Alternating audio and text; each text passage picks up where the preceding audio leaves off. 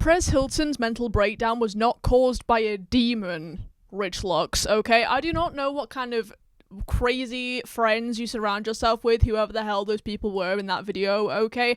But you need better friends. You need to be stopped. If this is the kind of thing that you're allowing on your platform, take a good, long, hard look in the mirror, okay? And this is coming from a spiritual Christian.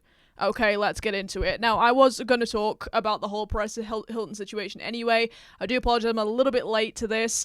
I do work 2 other jobs, one of which is in retail, which takes up a lot of my time. So hence, sometimes the video is a little bit delayed, but we're here now, and we're going to talk about it because it is very important. Obviously, this isn't going to be my normal kind of drama commentary type video.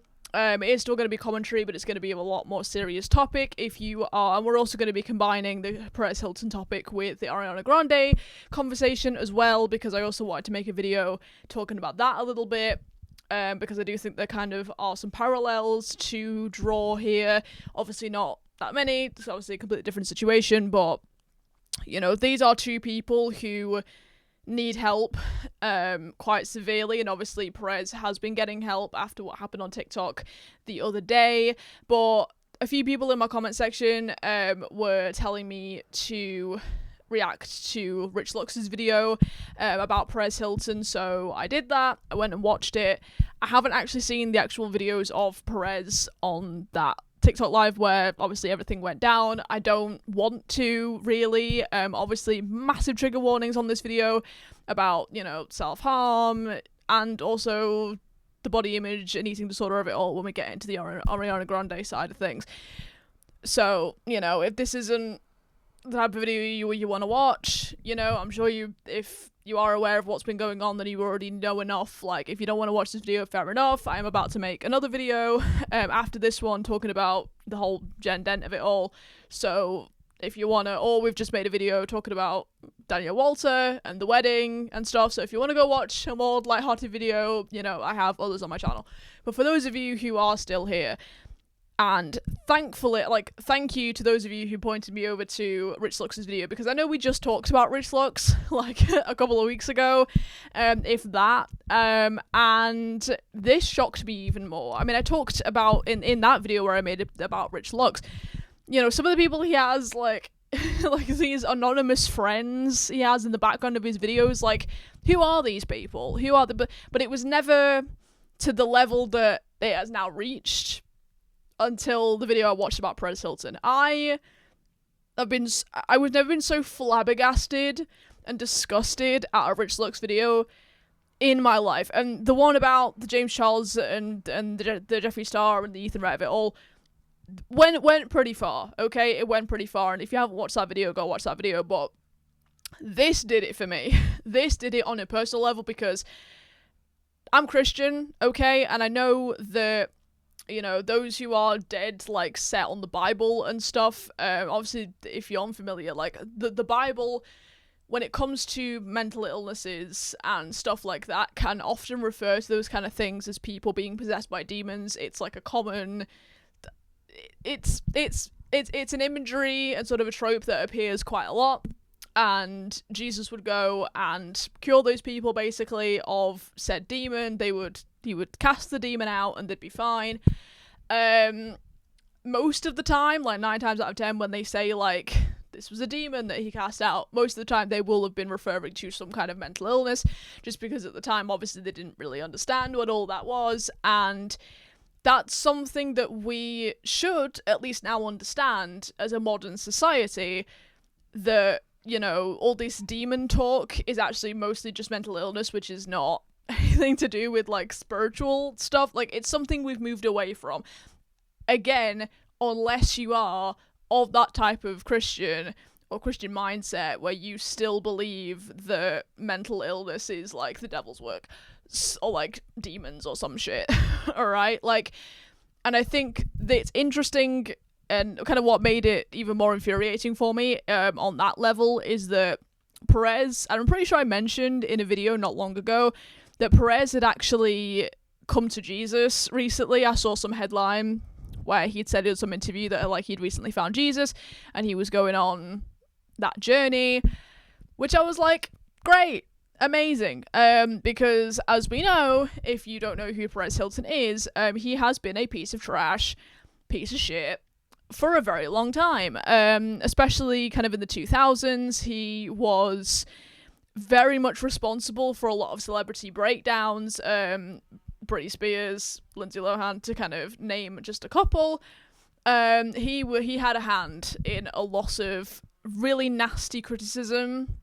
Like, I saw a clip of Taylor Momsen recently, and she was talking on a podcast about how he very openly just like shared upskirting pictures of her when she was like 16, maybe. Obviously she is in the music industry from very young, you know, she still is as well, and she is still quite young. She is only about 30, I think. Obviously a lot of us will first know her from the Grinch movie when she was a tiny child, but now obviously she is the rock star that she is. And yeah, when she was 16, this guy, I guess, upskirted her, like took pictures of her like up her skirt, and she was talking about how there was a tampon string of like on show, and Perez had taken that and just like spread it everywhere, which was obviously very harmful. And again, you know, if you want to do your own research into the kind of things that Perez had done in the past, feel free to go do that. Disgusting behavior. So when I heard that he, you know, had found Jesus, again, I am a Christian, so I'm a little bit biased, but when I'd heard that he'd found Jesus and was going on this Christianity journey, I was like, hey, maybe he can learn to be a better person. Maybe this is his, you know, he can repent for his sins kind of thing. And I was like, this is good. This is a good thing. And then obviously, over the past kind of few days, I've heard about what happened on the TikTok live, and I watched Adam McIntyre's video on this, mainly. It's the only real, like, commentary video I've watched on it, apart from, obviously, Rich Lux's video, and I haven't seen the original clips of the live stream. I don't want to see that. I have been witness to somebody doing that to themselves in person before, and it's not pleasant, and I'd much rather not have that image in my head again. It's very jarring, so and obviously like uncomfortable and sad in a lot of ways, which is why as well, like in Rich Lux's video, he didn't include big clips of what happened, but he included people's like TikToks like reposting clips of when, not his TikTok live, but when he'd gone on the TikTok battle, and those people were reacting to obviously what they could quite clearly see what had happened in front of their eyes, and they were like, oh, Perez, we don't do that here. And then more disgustingly, when someone was joking about, it's that LA water, isn't it? Don't drink that LA water. Like, what the fuck? Just insane stuff. And I know, you know, a lot of us will have heard of that by now. But Rich had, I think, 2 people in the back of that video who was asking like their opinion on the situation, see if they'd like seen it or whatever. And this one guy, and it was the same guy who was piping up in the Ethan Rhett video that he made as well, who, to be fair, we defended that person in that video because they were the only person being like, this is not right, actually, this is not what's like what should have happened, and like actually just saying it was wrong and stuff, which Rich Lux was not doing.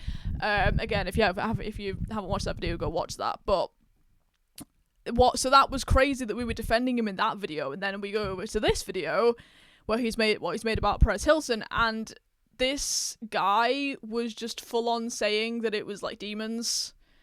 Like, he was so convinced that he was like, this is some demon work, like some demons taking him, like all this stuff. And there was just a blatant disregard for mental health. There was no mention of that at all. It was just all, this is like spiritual poison, this is this is a demon at work, like all this stuff. And I was honestly aghast. I was actually so flabbergasted at what I was hearing. I was like, what? I thought that, you know, sensible people had moved away from that kind of ideal, like that kind of mentality of things. In fact, you know what? I'm gonna get the video up, and we're gonna have a little listen to the kind of things, because if you guys have not watched this video, I think it is really important that you do. Okay, so even just the fact, like the intro of this video says everything. Just listen to this. Perez Hilton and the demon vibes. Look at my hair. James curled it for me. All right. Really? This is a serious topic, and this wasn't the only video he made about this situation, by the way. I just looked on his channel, and he made like 4 videos in total about this, with Perez in the title. With this fuck-ass hair. But yeah, then he just asks his friends that are there to talk about what has happened, basically. So let me find the bit that I'm talking about. Okay, so his friend, when he asks him for the opinion, just immediately starts talking about kind of spiritual stuff. So, and then it just kind of, it descends from there. But this is the first bit that kind of was like, although to be fair, it starts out fairly tame, and then it just goes insane. Spirit of some sort. Anxiety. All those are spirits that people have to deal with. And, you know, when fame... Listen to this. This is misaligned with... Everybody's not built for fame or their lack of fame. You know what I'm saying? So some people don't know how to manage themselves once they stop receiving that spiritual energy of being paid attention to, of being adorned, of being able to do all these things and have freedom and power, you know, and that. So this is something that people were talking about, because obviously Perez isn't as relevant as he was back in the day. So a lot of people were saying like, oh, you know, he's falling off because of this. I think there's something deeper is going on, really, than just that, but... You know, so yeah, this starts out fairly tame, right? This starts out fairly tame, and then he just goes into for some fucking demon talk. So let me find that part. Okay, so the friend's like basically saying that once things get too much, like a lot of people will go and find some means of somebody to help them, like church or etc. So that's kind of what he's talking about. Somebody to help me with this shit, you know what I'm saying? Let me go, whether you go to church, whether you go to the Santerias, or whether you go to the ocean, the river, whatever you do to cleanse yourself spiritually, that's why people align with higher powers. When you are not aligned with a higher power, you give that demon a free range to roam. There's nothing protecting you. There's no spiritual entity. God ain't just out here like, oh, okay, we're all God's children, I'm just gonna protect all y'all. No, you have to ask, speak it into existence. That's not how that works, by the way. For those who don't quite understand Christianity or what we talking about when we talk about God and stuff, that's not how it works. Okay? God's love is unconditional, right? He's not going to protect you just because you ask. He might give you a little extra protection if you specifically ask, but he knows all, right? So that, even just on a Christian standpoint, it's complete and utter trash. It's lies. He probably don't do that. A person like that who does something like that, he ain't saying no nightly prayers. He ain't praying over no food. He ain't praying over them kids. He ain't praying over... Even though he had just converted to Christianity and was quite open about now he was finding God and now he'd found Jesus. But okay. Gonna let this person fucking dig themselves into a hole. His life, he's not praying abundance, he's not praying peace, he's not praying none of that. Because you can see it in the one picture I saw somebody who does none of that. So now you got a demon that needed to want to come out. But okay. Again, so this guy is talking about some kind of possession shit, like there's a demon inside him that's possessed him, that because he's not asked God for protection, even though again he had just converted to Christianity and just found Jesus, so that's complete rubbish. Like, even though he claimed like he hadn't done that, like the reason why this demon came out is because he didn't have God. Like, again, we have just completely debunked that. But this is what I was saying about the friend just being completely and utterly just cuckoo crazy for Cocoa Pops. Like, what the that's not how that works. This is the kind of religious the religious psychosis of it all, where you just start spewing complete bullshit. I, again, as a Christian, personally believe that having Jesus and some kind of spiritual belief can really, really improve your life. Like, you know, hell, like I have dabbled in the tarot occasionally, like as a means of communication with God. As I say, I'm very my relationship with Jesus is really important type Christian. I'm not like a Bible bashing Christian. I'm not a super churchy Christian. I am a I love Jesus type Christian, and you know, like God's influence in my life, I've seen it many times, so I nurture my relationship with God. Like, I'm that kind of Christian. Like, I want to talk to God, that kind of thing. I don't want to learn about that world. Like, that's the kind of Christian I am. And it's this shit that really triggers that for me, because like this is dangerous. The kind of things that Rich Lux, he has, granted, we did make a video, you know, we did say in my last video about Rich Lux that he does not have the platform he once did. So, you know, I'm not saying that he's preaching to a huge platform, but this is still a pretty big platform to be talking about this quite openly. And again, with the Perez Hilton situation, it is not something that you should just be talking about lightly. You know, this is a very serious situation, and, you know, again, he's a piece of shit. He's done really, really bad things in the past, but he's getting help now. He's getting help, and again, I think that if he can lean in to his Jesus side of things, I think that could really help him become a better person. Learn some morals, really, is what I kind of mean by that. Like, learn some ethics, because, you know, he's been devoid of that for many years, with his reporting and just being a complete piece of shit, as we know. So I hope he's doing well. I hope he does well. This shit is dangerous, Rich Lux. You are a piece of shit. You are disgusting for this. And whoever your mate is who is filling your head with religious psychosis bullshit, they are not your friend, okay? Whatever the hell is going on there, I don't know. It's disgusting. And again, I am so glad that people pointed that out there was a couple of people who were messaging me about this, you know, like, I'm so glad you guys pointed me towards this video, because I'm so glad that I watched it, because again, my mind was blown. And again, I am so disappointed again in Rich Lux for including clips of people's TikToks where they show like little clips of the TikTok lives and stuff.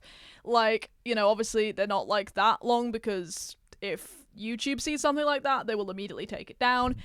But still, like, to even include stuff like that is just, it's not it, okay? And people using clips of the live, or even the TikTok battle that he went into, where you could quite clearly see what he's just done, is also disgusting, and just incredibly disrespectful. I know a lot of people don't like Perez, but this goes beyond that, okay? So anybody doing that, you are a piece of shit. Look yourself in the mirror. Do a fucking morale cleanse, alright? So that was the Perez Hilton of it all. And again, I found some parallels in terms of, obviously, people in the public eye who've maybe had a lot of scrutiny in the past for things that they've done and stuff, now having serious mental problems. Obviously, Perez quite openly having mental problems, you know, having a breakdown on TikTok, all of this stuff, self-harming on TikTok, just the stuff I've heard, insane. But again, you know, he's getting help, and we wish him the best. I also believe, and this might ruffle some feathers, and again, I've watched Adam McIntyre's coverage of this situation, but I also believe that what Ariana Grande is promoting and showing on her body, and to her fans at the moment, is also, one, a form of self-harm, but two, a mental illness that is on display. I know a lot of people will disagree with me on that. I would call myself a fan. Am I a super fan? No. I mean, I'm not. If you can tell by the way I express myself, I'm not exactly a pop girly. But I have appreciated her music, especially when I was a teenager and growing up and stuff, like the Dangerous Woman era of it all. Thank You Next was an absolute tune. Like, there's a lot of songs that she's come out with that I really like, and remind me of a simpler time in my life. So, you know, I have been a fan of her for a long time, but obviously she's come with a lot of criticism, most recently as well with around the Wicked movies and her relationship with Ethan Slater, and the whole what's the phrase, house ruiner type whole situation with obviously her marriage and then his marriage as well, when the kid was really, really young, and she'd met the wife and she'd met the kid as well of Ethan Slater. There's a whole, we already know, okay? My like for her dipped a little bit. I do have to be honest to say that when that all kicked off, I can't really listen to Eternal Sunshine. A lot of the songs I know were quite popular. Some play at the radio at work sometimes, at my retail job. And even though Yes and is catchy as hell, I do have to say it's just about being a home wrecker. There we go. That's the phrase I was trying to think of. Like, that whole album is basically, fuck the system, I'm a home wrecker and I don't care. Like, I supposedly found the love of my life. Like, I can't believe you happened, or whatever the fucking song is. Like, which, I mean, they're no longer together now, so it is what it is. And I've heard a few things over the years about her not exactly being the nicest person to work with, or kind of be around. I know that Anna McIntyre said that when he met her, she was perfectly nice. Fair enough. Obviously, she has been through a lot over the past kind of 10 years, thinking obviously about the Manchester bombing attack at her concert, as well as the death of Mac Miller. And, she's been through many relationships and all this stuff, and a lot of public scrutiny for various things over the years, obviously, starting really, really young. And over the course of the Wicked movies, again, she also recently received quite a lot of public scrutiny for the way her and Cynthia Erivo were behaving together, which I kind of thought was a bit funny, to be honest. Like, it wasn't really that deep, guys, but still. But the way they both appeared to be getting, I'm just gonna say it, like the way they both were appearing to be getting thinner during those movies. I mean, we don't really hear a lot of Cynthia anymore. She did a one-woman version of Dracula recently in the West End. I think that was like last year, and I think she also did she do like Jesus Christ Superstar or something? She played like a gender-bent version of Jesus or something. Did I make that up? I don't know. So I've seen a couple of things from her, but I've not seen, obviously she's not as big of a household name or doing as much work in the public eye as what Ariana Grande is, obviously, with the Eternal Sunshine Tour. Because, at the end of the day, post-Wicked, she is still a pop star. And then it was obviously announced that she was going to be in Sunday in the Park with George, with Jonathan Bailey in the West End.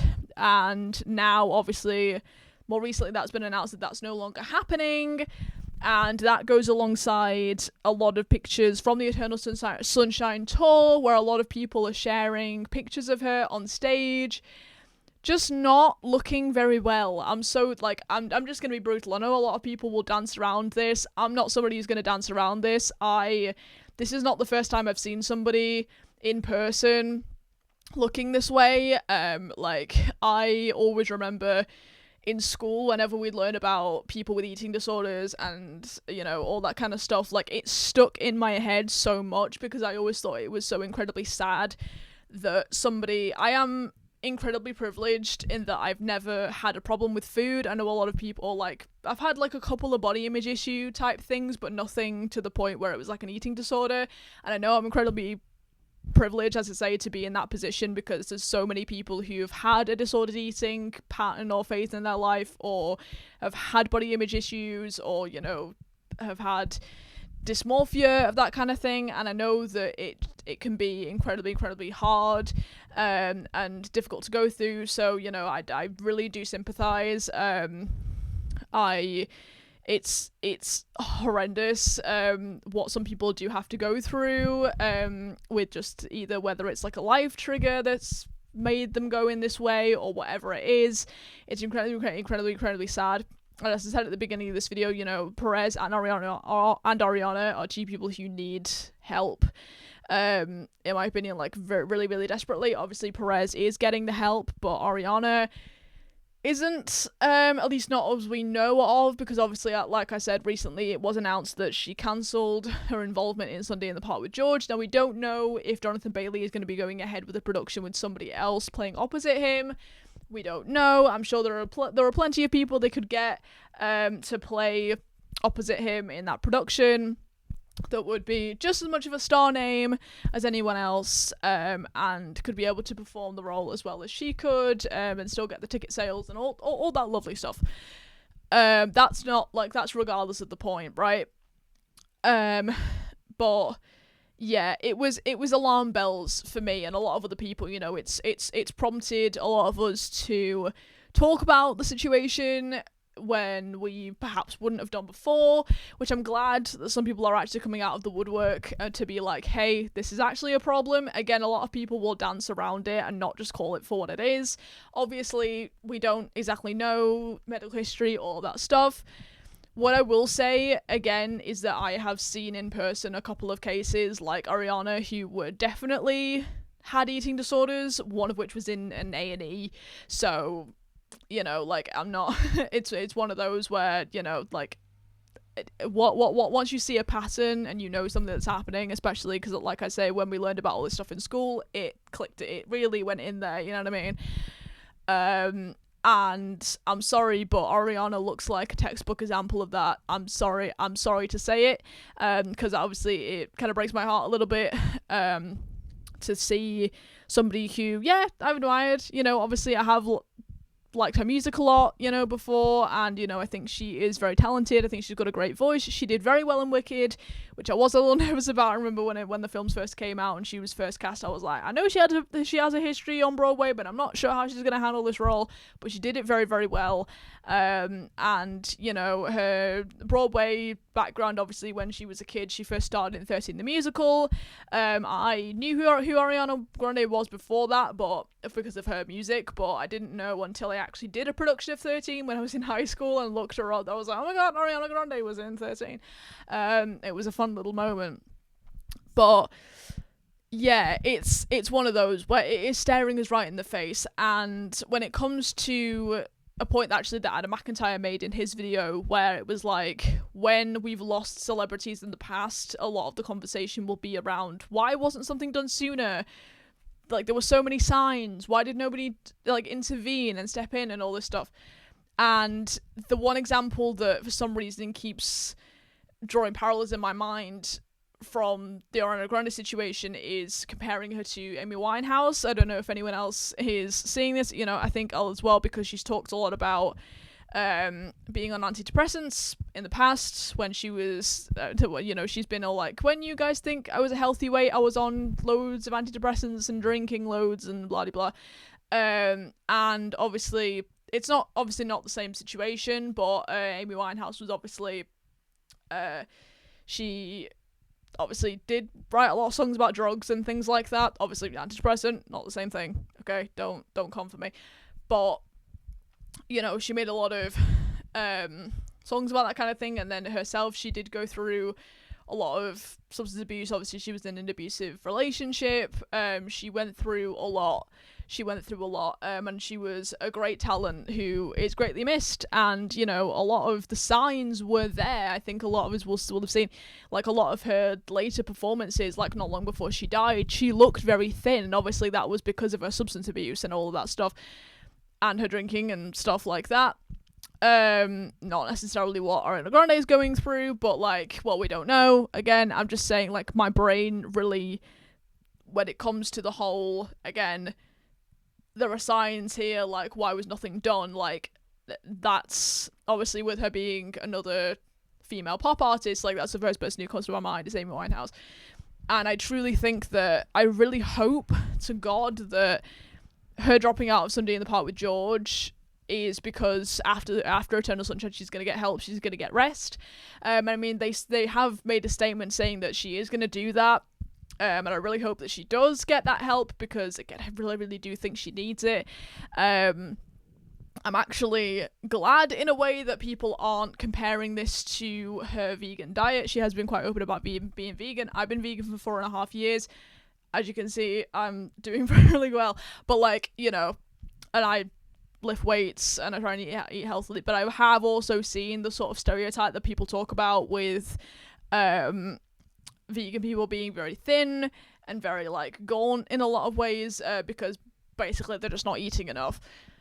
And again, I'm sorry if that is triggering, but you know, it's a lot that you learn when you become vegan, is that you've got to obviously still eat properly and eat normally, and get enough protein in, enough carbs, all that stuff, like still eat quite balanced, which some people don't, and that leads to, as I say, like this very gaunt, thin appearance. Again, I'm not trying to diagnose her, I'm just saying, like, with the facts that we have about her lifestyle and things like that, like I'm saying, I'm glad that people haven't said that, in a way, because I don't think that's just about that.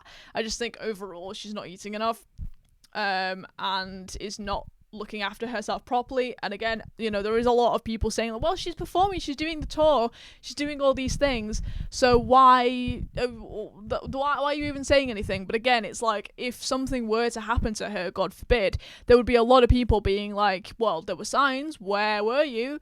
You know what I mean? So it's good that we're having this conversation. Again, we can't diagnose her with anything, and again, I'm glad that people are not saying that it's because of the vegan thing. There are a lot of vegan skeptics who will say, like, well, veganism just makes you really thin and really weak and blah blah blah. Again, it depends how you eat. It depends what kind of exercise you're doing and stuff. We know she is also a Pilates girly, but we won't get into that. Because again, I don't think that that's just what's happening. Again, a lot of people might use those as an excuse to pin on something, but again, I think this is a much deeper issue than just maybe frivolous lifestyle choices that people might throw around. Could they be contributing factors? Maybe, but again, we don't know. But again, I do think that she definitely needs help, and the more that we emphasize on that, just quietly as a community. Obviously, she has been trying to be very vocal about, like, don't talk about my body. Like, there's literally a line in Yes and that people keep quoting that's like, don't comment on my body, don't reply, and that I think is very damaging. I'm gonna be one of those people who's gonna come out and be like, that is very damaging, because it is. You know, we are in such a, this is another point I wanted to make as well, we are in such a thinness epidemic again right now. Like, it is, in a way, it's worse than the 2000s. A lot of people are comparing it to the diet culture of the 2000s. I think it's worse than that, because we have things like Ozempic, which are like medicated thinness. It's not just like that fad diet or like not eating enough and things like that. Like, it is, or like not doing a lot of exercise to make you thinner, you know what I mean? Like, you know, it's literally just don't eat, which is kind of what it was in the 2000s. Like, we've gone from that to just take this pill and you'll be basically skeletal. At least for a lot of celebrities. I'm talking about the Osbournes as well, specifically. Kelly and Sharon, you don't look good, people. And again, that's down to Ozempic, and I think a lot of celebrities who are doing this, I mean, I'm glad that there is a public scrutiny around this. I mean, my boyfriend is a millennial, so he remembers this a bit better. I remember we had a conversation about this a while ago, and he said that there definitely was scrutiny around the whole thinness thing, like, back in the day. I don't obviously remember because I was a child. He was a bit older, so he couldn't remember a bit more, like the Kellogg's diet and stuff. In the UK, at least. I'm not sure if that was like a thing that was outside the UK. But there is more of a scrutiny now of it, I think, because more people are anti Ozempic, and even like anti-AI and like anti-filters, you know, like, I think, and a lot of us, like the younger generation, have been like that since the 2010s, since like the Photoshop BBL of it all, and like the lip filler type, you know, like the Facetune era, like the extreme Facetune era of it all, like in the 2010s on Instagram especially. Like, because we've grown up being so anti that, I think we can see it. But a lot of the younger generation who are going to be more susceptible, especially with kind of like the romanticism of the 2000s kind of coming back, with the younger generation who didn't remember that time, who weren't around during that time, I think is going to be very harmful. It's like, it's the same impact that the 2000s kind of culture had, but it's going to hit harder because it's things like Ozempic and like a lot of these people being like unhealthily skinny, like right in front of their eyes, you know, like that that cycle is going to repeat. So again, as much as I think that the trend isn't quite the same as the 2000s, the impact is going to be quite similar. So I think that her saying like, don't comment on my body, and kind of using it as a almost like a body positivity kind of narrative, sort of, but around like extreme thinness versus like the opposite end of the scale kind of thing, is just equally as damaging. And I know a lot of people have made that point, but I just wanted to hammer that home as well. I also think that's incredibly dangerous, and I really hope that she actually gets some help. And I realize that might be what she's doing. That might be why she cancelled the West End production, because she's actually going to get help after the Sunshine Tour. I really hope that she is. I really hope she has realised that her body is probably going to caught up to her at that point, because again, people can perform through all sorts of stuff when you get that adrenaline. Doesn't really matter what's going around you, like you can push through it easier when that adrenaline is going because of the audience, it being on stage and all that stuff. So that might be why she's able to dance it up and do all the singing, hit all the notes and all that stuff. So, you know, don't take that as face value. I would be really curious to know your thoughts on the whole Ariana Grande situation. Obviously, again, we can't diagnose, we can only kind of speculate and hope that she gets help, which is kind of all I wanted to do in this video, to be honest. It's just kind of add my 2 cents in. You know, again, I don't really want to dance around the point that a lot of people will be dancing around, because again, I've seen these things happen with my own eyes, and I do think that it is a form of self-harm in a lot of ways, and again, to be platforming this is very harmful. So that's my 2 cents on that. Let me know what you thought about the Rich Lux video as well, about the Perez Hilton situation. Let me know everything, and we'll have a productive chat in the comments. Make it productive, don't make it kind of weird or like some kind of conspiracy theory chat. And no, that's not what we have here. We have productive chats in the comments, okay? So I will see you down there for that. Again, stay tuned on this channel for more lighthearted videos, but I really wanted to talk about this because, you know, it is quite important. So yeah, I will see you guys in my next video.